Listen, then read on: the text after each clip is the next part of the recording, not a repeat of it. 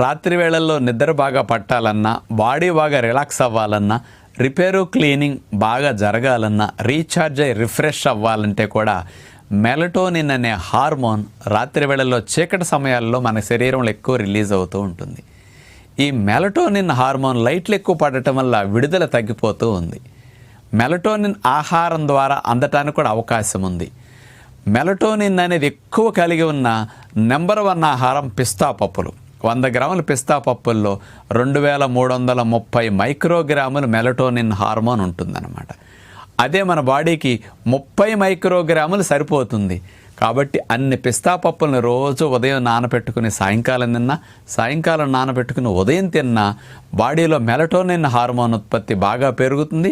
నిద్రపుచ్చటానికి, గాఢ నిద్ర పెరగటానికి హార్మోన్ ఎంతగానో దోహదపడుతుంది.